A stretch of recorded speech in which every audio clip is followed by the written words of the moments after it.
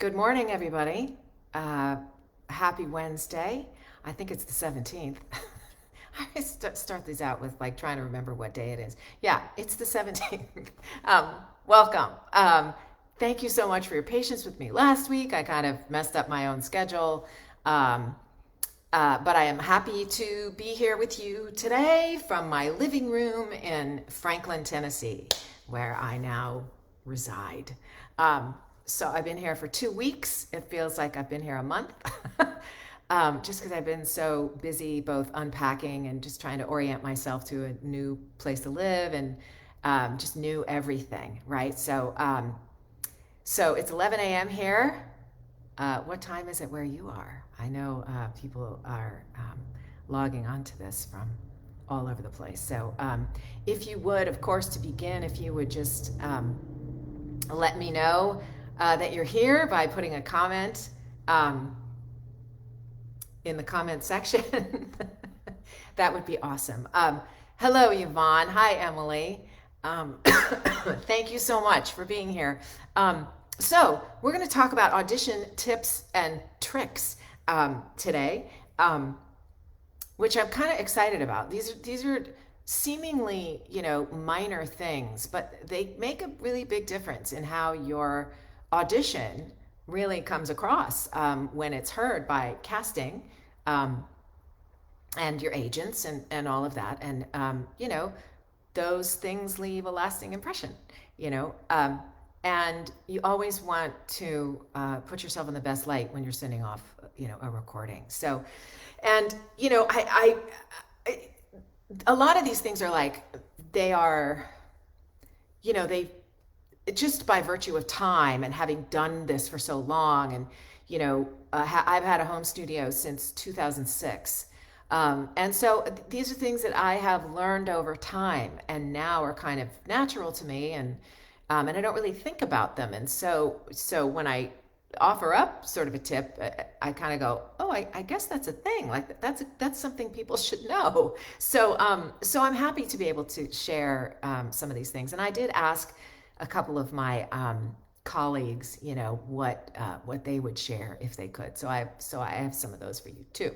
So let's see here. Hi, Amy. Hi, John. Hi, Tracy. Thank you guys for being here. I appreciate it. So let's get rolling. Let me bring up my notes. Okay, so here's one of my favorite little tricks. I can't remember exactly where I learned it, but it really, really helps. And it's the pencil trick, right? It's the pencil trick. I learned this, I think, from folks who know a lot about legal disclaimers, right? Who do that stuff at the end of spots, which I love to do legal. It's a little bit nerve-wracking for a girl who stutters sometimes. I could tell you a big long story, but I'd have to open a bottle of wine, and it's a little early for that. But this is a fantastic tip if your mouth isn't quite working yet, right? So it's good for that, regardless of whether you need to pick up speed. But it is good for speed and it's good for articulation. And so what you want to do is you just want to put a pencil between your teeth, right? Back far in your mouth so that your tongue has to kind of work hard at forming words. So let's just say I do this, and then I'm going to take a piece of copy and I'm going to speak it as clearly as I possibly can with this pencil in my mouth. I'm going to do that a couple of times, right? Read the copy through, or whatever piece you're having trouble with, right? So let's say, here, I'm just going to read this. Give yourself enough time to walk away from your hero take. Let's say I'm having trouble with that sentence. Give yourself enough time to walk away from your hero take. Give yourself enough time to walk away from your hero take. Okay, so what happens in there is that your mouth, your tongue, has to work harder to get past the pencil, right? And then when you take the pencil out, you've got this kind of memory thing going on with your tongue and your lips and your mouth, and you just automatically are, it's like your tongue remembers that it has to work harder, right? And so you end up speaking more clearly and articulating more clearly. It's really, really helpful, again, for sentences or words that you're having a difficult time pronouncing, or if you have to enunciate very clearly, very quickly. So that's number one, the pencil trick. Try it.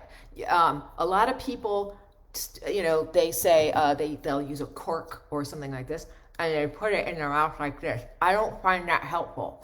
This way, back in my mouth, makes me have to move my lips over the pencil and my tongue, right? So I find a pencil horizontal back in my mouth to be the most helpful. So there's tip number one. Okay, so I get asked this a lot, or I hear this a lot, and I wish to correct it. I've heard people's auditions where they say their name and they jump right into the copy, right? So K Bess, unless they specifically ask, like, whoa, slow down.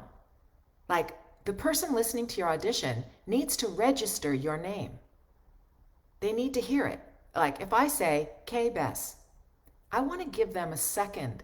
1.5 seconds is what I do in between my slate and the start of my audition. 1.5 seconds. It's the magic number for me. So that it's enough time so that they can automatically go, okay, this is K Bess. And then they're ready to hear, right? But if you say your name and you jump right in, it's like they're going to wait, I'm sorry, what's the name again? Like, don't waste that time for them, right? And I've asked people why they do this. And they say, well, I know I only have 5 seconds, or they're going to turn it off. I only have that many seconds, or 2 seconds, and they're just going to stop listening. First, I want to say, have some confidence in your audition such that they're going to get through 3 seconds of it, right? But the clock doesn't start until after you've said your name, right? So, like, it's okay to put a little bit, don't put 3 seconds. Don't make them go, geez, did they forget to put their audition in? That's too long, right? And that's, I swear, 1.5 seconds to me I've worked out for myself to be the magic number. So, 1.5 seconds after your slate, let your audition begin. And then I put 1 second in between takes. Okay? So there's enough time for them to realize it's the end. And then here comes the second take without making people wait. They said there were 2 takes. Is there a second take? Again, you don't want them to question if there's still something coming, right? So 1 second, I think, again, is enough time to give space between the two and let people know that you've got a second take coming. I don't, unless I'm asked to do so, I do not say take 2. I don't. Again, it's wasted time. And I don't say up at the top, 2 K Best, 2 takes, unless they ask me to slate that way. You have to pay very close attention to how you're being asked to slate. And if you're not given direction on how to slate, just say your name, right? Sometimes they'll say, we want name and character. We want name and the role, right? Okay, great. K Bess, announcer. If you're blah, blah, blah, blah, right? It's just enough, okay? But, it's kind of the economy of time, but you can't rush or you won't give people listening enough time to register your name, right? And you want, even though, of course, your name is on the file and all of that, I think you want your name in their heads. It's all psychological, but that's my thought on that. Okay. Now, again, here's 3. Unless they specifically ask, don't take up more than a minute in your audition. Okay. So that means if you've got a 60-second spot, you're going to do 1 take. Unless they say we want 2 full takes. Okay. If they don't specify, 1 minute. So if it's a 60, you get 1 take. If it's a 30, you could give them 2. But the 2 have to be distinct. We don't want nuanced differences. We want distinct differences. Otherwise, it's a waste of time. And your second take, because there isn't anything distinct about your second take, will kind of negate your first take. That's the truth. Okay? So, 60-second, 1 take. 30-second spot, 2 takes. 20, 15, or a 10, 3 takes. A 20-second, a 15-second, or a 10-second, 3 takes maximum. 20-second is borderline, right? Really, I would do 2 of a 20-second. And then if you have a very short tag, brought to you by Farmers Insurance, you could do 4, no more than 4.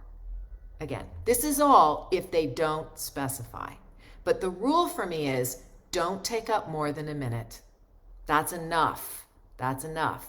And just because you have a 30 or a 20 or a 10, if you're not going to do something different, don't do a second take. Don't. There has to be something distinct about it, okay? No more than a minute. That's kind of the rule. And do the math from there, okay? Then there's this discussion going on right now in voiceover land about cutting out breaths in auditions, right? So, and I have heard people say, "Oh, don't do that. Don't cut out breaths." And I've heard people say, "Yes, cut out breaths." So, I think you have to put on your thinking cap, right? Promo is a game of speed, right? Promo, breaths are always cut out of the final work. Always. There's nobody wasting 0.25 seconds, right, of a breath in a promo. The time is so valuable. So I cut out my breaths on promos, right? I don't stack the lines so close together that it sounds like I'm speed reading, right? I give a reasonable beat in between the lines because, with an eye toward them understanding that I know that there's an SOT, sound on tape, it's an old phrase. There's an SOT coming in between the lines, right? So, but I cut out my breaths on promos, and I would suggest that you do too. For commercials, it depends upon what you're doing, right? If I have a breathing problem, right? Like I take big gaspy breaths, and it's not attractive, and so I tend to cut out my breaths on commercial auditions. Now, I've heard some casting people online say, don't do that, right? And my feeling is, no, I do that, and I know how to do it, and I'm not putting the pieces so close up to each other that there's no space like how we normally speak, right? So if I'm going to remove a breath, I'm going to keep that space, the natural space in between, right? So I'm not going to cut the breath and bring the two pieces closer together. I'm going to cut the breath because it sounds like this. It sounds like, that's not good. And I learned to breathe, doing promos. So I'm a promo breather. So I think you kind of have to know yourself. And if you take reasonable breaths and they sound natural, then you can keep them in, right? So again, if you want to cut your breaths, I cut the big breaths. If I end up with some natural breaths in between, I'll leave them, and that's good. But the whole overarching point is you need it to sound natural, like how you naturally speak, right? That's the point. And you use you're judicious and mindful of how you do that, of how you cut breaths out, okay? For animation and video game, I don't cut the breaths out at all because breathing is often integral to the character. how they breathe, the pacing. Did they sigh after something? You know, are they manic? You know, I read a lot of manic animation characters, and so the breathing is all, it's part of it, you know. And so I'm not going to cut those breaths out. I never cut those out. So I'm really just talking about, you know, what's in question here is commercial work. Narration work, you're going to tend not to cut your breaths out because we're reading at a pace that's very natural, right? But I can almost guarantee you that in the final job, if you book the final job, your breaths will be cut out. They will. It's very rare to hear breathing. And when you listen to old commercials, when I listen to my old demos, like from 1989, they're painfully long. They're over 3 minutes, these demos, and there's breathing everywhere, and it makes me hyperventilate. So I think you have to be judicious. Put your thinking cap on. Does it sound natural? That's what you're after. So it's not a hard and fast rule. Do you know yourself? Do you know how you breathe? I'm a crazy, loud promo breather, so it's better for me to either reduce them in sound or to cut them but leave the space, silence them. All right, next. This is really important. Never close your mouth when you're reading a piece of copy in between sentences, right? It's mouth noise that it's so irritating when you hear it on tape. It's like, let's see, if I read something, let me say, okay. If I go, give yourself enough time to walk away from your hero take. Go have a cup of coffee. Take a walk. Like, keep your mouth open. Give yourself enough time to walk away from your hero take. Go have a cup of coffee. Take a walk around the block and come back to listen with fresh ears. I didn't close my mouth at all. Don't close your mouth. If somebody tells you that you're doing that and you don't believe them, videotape yourself reading a piece of copy and you'll see if you do it or not. I don't hear people talk about this a lot, but I sure do hear it on auditions and when I'm coaching people, in groups especially. So don't close your mouth. Don't close your lips. Okay? Okay. I just read this a few times, so if you heard it, here we go again. And here it is as a tip. Give yourself enough time to do your audition so that you can walk away and come back and listen to it with fresh ears, right? Have a cup of coffee, go around the block, walk your dog, empty the dishwasher, go back up and listen. And if you listen after that and you go, I am happy with that take, you are ready to send. But a lot of the time you'll go back in and listen and go, wow, that didn't have as much energy as I thought. Or, whoa, that was a little over the top. Or, yeah, that's kind of dragging. Those are the kinds of things you hear after you walk away and you have fresh ears. So, okay, give yourself enough time. I'm bad at this. I'm like always like, oh my God, it's due and I have to get it in. And so oftentimes I don't give myself enough time. But if I were to give myself advice, I would say, give yourself enough time. Okay. Okay. I said this earlier, but I want to say, if you're doing 2 takes, you make sure that the difference is not nuanced. Nobody's interested in the nuanced read. That happens in the job. Nuance reads happen at the job, at the booking. When you're recording more than 1 take, we need distinct differences. Okay.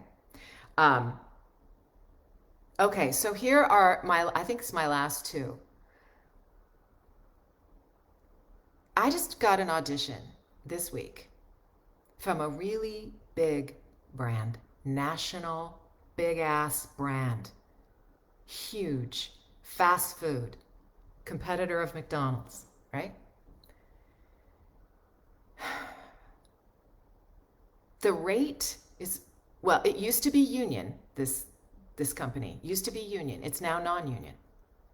So it was a campaign that 20 years ago, the person who had this campaign made over $250,000 a year with the campaign.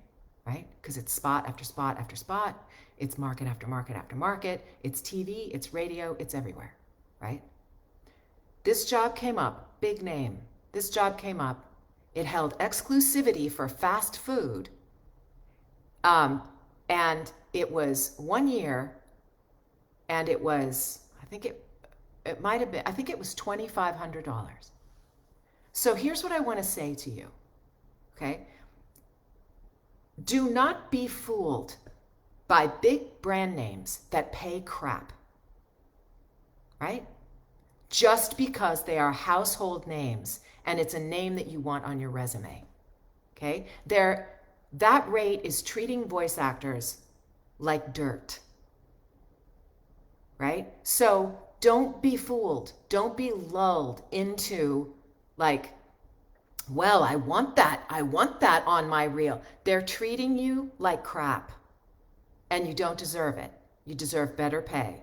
This is not an issue of union versus non-union for me, because I know that there are a lot of people who work non-union, and they work non-union stuff that pays well, right? And that's what I'm talking about here, is a non-union rate that pays terribly, especially when compared to what it paid 20 years ago, right? They have the money, right? And it's a reflection of how they think voiceover actors really have. There's nothing special about them. Anybody could do it, right? That's what that's a reflection of. And it gets in my craw, and it like, I come out swinging on those. So I want to say that don't be fooled just because it's a big brand name, right? Know your worth. You're worth more than that, right? Okay. And then let's see. Okay, my last one, I'm so over. Let's see. Okay. This is a hard one, right? Because I know that it gets interpreted in a myriad of ways. But this came from a voice actor that I know who is, his background is in comedy. He's a funny guy, right? And he reads for announcer stuff, but it's always kind of funny announcer, right? He's like, this is what he's done. This is how he's made his mark, right? And he made his mark in his auditions by, this is what he said, give them something to think about. Okay, so that's open to a lot of interpretation. Give them something to think about. Now, he's coming from the point of view of a comedian, right? Where improv, what's the joke, what's the funny thing? Like he's improvised lines, on auditions that got him the job where they could never use the line, right? That he improvised with, but they thought it was so funny that they hired him, right? They liked the way he thought, even though it's like, yeah, we can't say that on national television, that kind of thing. So this piece of advice is meaningful, but it's also dangerous, right? Because you don't want to give people something to think about for the sake of giving them something to think about. You want it to be relevant to the copy. You want it to be relevant to the role, right? And you want it to be a reflection of who you are. So that's a bigger thing to think about, but it is something to think about. And I know we ask this question all the time. How can I make it stand out? How can I make it different? And we can't do it just to sound different. It has to be relevant to the copy, right? And it has to be relevant to you. So I'm going to leave you with that one, which is like, it's a little squishy, and it's a little bit, again, risky to interpret. But nonetheless, it's an important piece of advice in doing auditions. So, my goodness, let's see if there are any comments here. What? It's already 9? Hi, Randy. Diana, hello. Roy, Joanne, Jane. Look, people haven't been here. That's so great. Sandra, Randy again, Amy. Okay, fantastic. Fellow big gasping breath taker. Hello, Jane. Great. Okay, so no questions, but if you do have questions about any of these things, feel free to put them in the comments even after we end, and I'll get to them. Or, of course, send me send me a message wherever you can find me, and I'd be happy to answer. And let's see. Next week we're off for Thanksgiving. Okay, so I hope you have a fantastic and most mindful and thankful week next week. We have a lot to be grateful for, even in the midst of the insanity of our world, right? There's so much to be thankful for. And I dare I say, it's all the little things that matter, right? The love of your family, the love of your friends, a good meal, a warm place to live, a good night's sleep, all those little things. Even, I'll tell you something. The sunsets here in Middle Tennessee are some of the most beautiful things I've ever seen. And the leaves coming off the trees right now, and the colors are just magnificent for this California native who, you know, I don't know that. I don't experience that. So it's like, it's miraculous to me. It's just so gorgeous. And I'm super thankful for it, because it just heightens my sense of the beauty around me, right? And to remember to take it in. So, so the most happy Thanksgiving to you, and I'll see you the following Wednesday. And be well. All right, everybody. Talk to you soon. Ciao.